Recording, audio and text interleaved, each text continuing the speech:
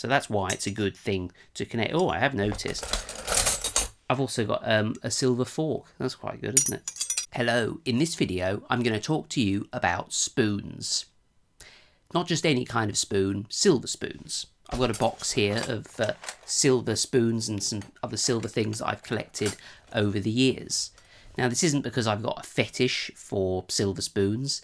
This is because I was quite interested in having a little bit of silver. Why silver spoons? Why not silver coins or ingots and things like that? Well, basically, silver spoons represent excellent value for money. You get almost scrap price for them when you buy them.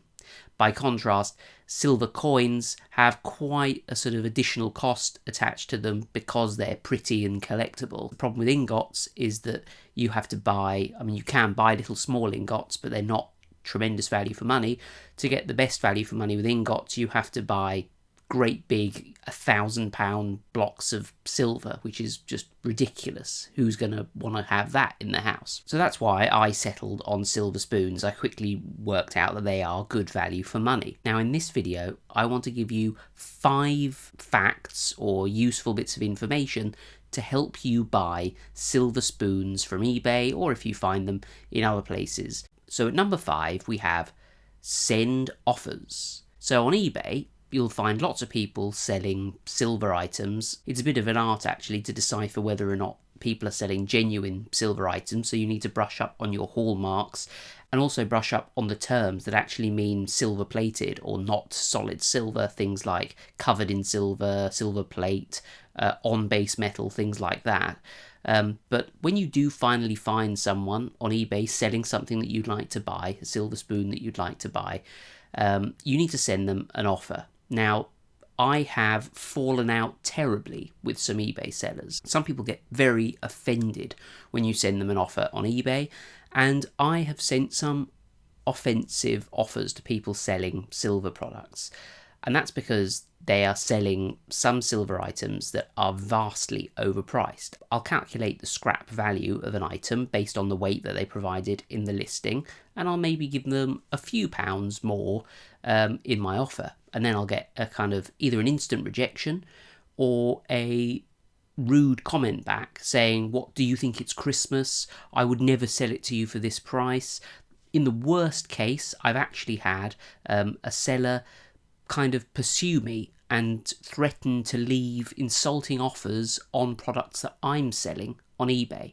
So some of these people are they're kind of lunatics, but you will find the odd person on there who's very reasonable. And I've bought a lot of my silver from people who I've got a little bit of a relationship going with, where I can say, can I have this spoon for £10 or something? And they say, no, I can't do that one for £10, but you could have this one for £10. And you sort of work it out. You think, yep, that's reasonable. So basically, the moral of the story is, don't be afraid to send offers for what you're actually willing to pay to people on eBay. At number 4, we have obscure hallmarks. So in the UK, we typically have this little lion that means sterling silver. That's 92.5% silver. And I think in other places in the United Kingdom, there's also potentially a thistle and an anchor and some other things. You have to brush up on these hallmarks. I've forgotten them all. And in America, I think you typically have 925 stamped on stuff, which strikes me as being quite easy to forge. But one thing that's worth looking out for is very obscure hallmarks. So I actually have a napkin ring here, which I bought from eBay, and I can't remember how much I paid for it now. But this was advertised as a sterling silver napkin ring, and I bought it, and I wanted to obviously make sure that the hallmarks on it showed that it was sterling, and they were very difficult to decipher. It was incredibly dirty, so I got my cleaning kit out and I polished it away, and I still couldn't really see it. I got a loop out and I was kind of looking at it, and I thought, oh, is that a dragon? What is that?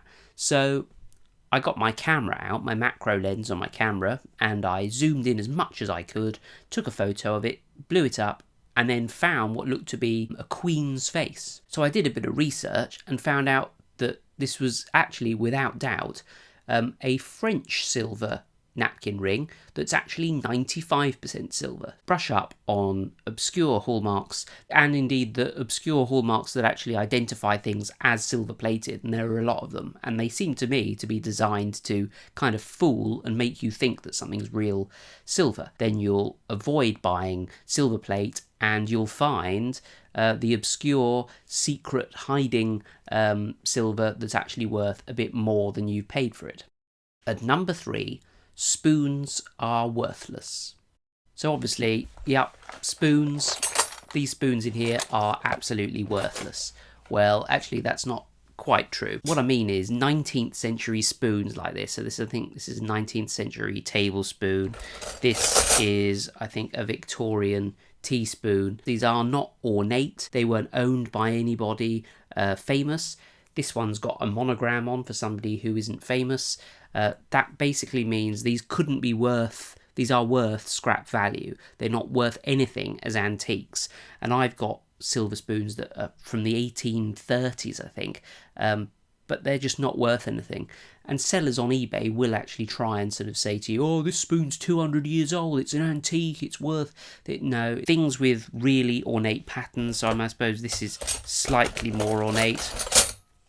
This is a more ornate, well, I don't know, I think that's like a coffee spoon. You're looking for incredibly ornate designs, and you can use that in your bargaining, actually. You can say, no, I know that Victorian silverware isn't worth anything if it's not ornate, and that's a really plain spoon, so really it's only worth scrap value. See what happens. You'll probably find that the seller will get angry at you, but it's worth a try. And another beauty about spoons being essentially worthless is that a spoon can, like this for example, can just look like a normal spoon. So I actually found this spoon for 50p in a small second-hand shop in the UK because they just thought that it was a normal teaspoon. But in actual fact, when you turn it over and you look at the hallmarks, you can see that this is a sterling silver spoon. So I paid 50p for this, and in actual fact, it's worth about £6. You don't turn your nose up at that, do you? Table or basting spoons. So the best value is to be had from the bigger spoons. So the bigger the spoon you get, the less the cost of the postage per gram of spoon, if you get what I'm saying. There's no point in buying a sort of £5 coffee spoon and spending £4 postage. So here you're looking for tablespoons, dessert spoons, and also basting spoons. But the main thing to keep an eye out for when you're buying these things on eBay listings is the weight.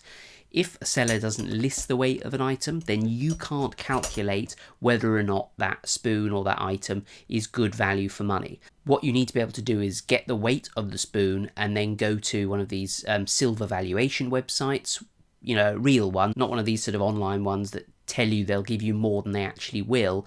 I think we've got one called the Birmingham Silver Company or something. You can enter a weight of the item and the purity, and it'll give you the amount they would actually trade in, and that's what you want to find out. So finally, spoons don't have secrets. Now what I mean by that is you see a spoon like this, obviously it's probably a good idea to check to make sure it's real, so you'll need a silver testing kit, like an acid testing kit, where you have to like file a little bit away to make sure it's not plated, and then you apply the sort of chemicals to it and it changes colour or whatever if it's real silver. There's also ice cube testing. Now I've done a video on this which is quite popular. I think it's got over 100,000 views.